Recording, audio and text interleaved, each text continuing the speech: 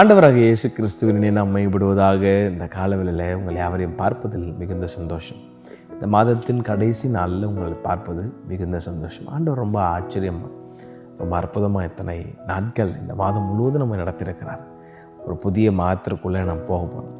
7 மாதங்களை கடக்க கர்த்தர் கிருபை தந்திருக்கிறார். இல்லை, 7 என்பது பரிபூரணம். இந்த பரிபூரணமான ஆசீர்வாதத்தை கர்த்தர் இந்த மாதம் மாத்திரம் அல்ல, தொடர்ந்து உங்களுக்கு தருவார் என்பதில் எந்த சந்தேகம் இல்லை. வரப்போகிற புதிய மாதத்தில் ஆண்டவரே, நான் என்ன செய்யணும், என்ன வார்த்தையோடு நான் உள்ளே போகணும், எனக்கு என்ன வச்சுருக்கிறீங்க அப்படின்னு ஒரு எக்ஸைட்மெண்ட்டோட ஆண்டவர்கிட்ட கேட்டு உள்ளே பிரயாணிங்க. கர்த்தர் உங்களை ஆச்சரியமாக நடத்த அவர் போதுமானவராக இருக்கிறார். இந்த மாதத்தினுடைய கடைசி நல்ல ஒரே ஒரு வார்த்தையை சொல்லி கர்த்தர் நம்மளை ஆஸ்வதிக்க விரும்புகிறார். 22ஆம் அதிகாரம் நீதிமொழிகள் 4ஆம் வசனத்திற்கு நிறைய கவனங்களை திருப்பிக் கொள்ளுங்கள். தாழ்மையை கர்த்தர் ரொம்ப விரும்புகிறார். பைபிளில் அவர் ரொம்ப விரும்புகிற ஒரு காரியம், மனுஷனிடத்தில் விரும்புகிற ஒரு காரியம் தாழ்மையான குணம். ஏன்னா இயேசு கிறிஸ்து இந்த உலகத்துக்கு வரும்பொழுது அவர் தாழ்மையாக இறங்கி வந்தார். எதற்காக? நமக்கு ஒரு முன்மாதிரியாக இருக்கணும் என்பதற்காக. அப்போது தாழ்மைக்கு கர்த்தருக்கு பயப்படும் பயம், தாழ்மைக்கு பரிசு, தாழ்மைக்கு ஒரு கைமாற கர்த்தர் செய்ய விரும்புகிற ஒரு காரியம் பாருங்கள்.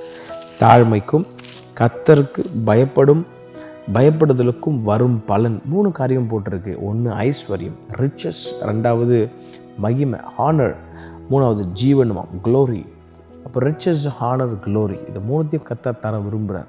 இப்போ இந்த மாதத்தின் கடைசி நாளில் ஆண்டவரே, நான் தாழ்மைன்றதை நம்ம என்ன நினச்சிக்கிறோன்னா, நிறைய பேர் அப்படியே கூனி குறுகி அப்படியே ஒரு பெரியவங்க வந்தால் அப்படியே கொஞ்சம் அப்படி கொஞ்சம் எலும்பி நிற்கிறது, அது தாழ்மை நினச்சிக்கிறோம். கிடையாதுங்க.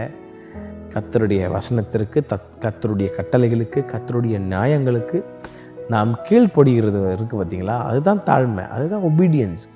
பைபிளில் நீங்கள் எந்த பக்கம் திரும்பினாலும் ஆசீர்வாதத்திற்கு முதல் படி ஒபீடியன்ஸ் முதல்ல, 2வது ஆசீர்வாதம்.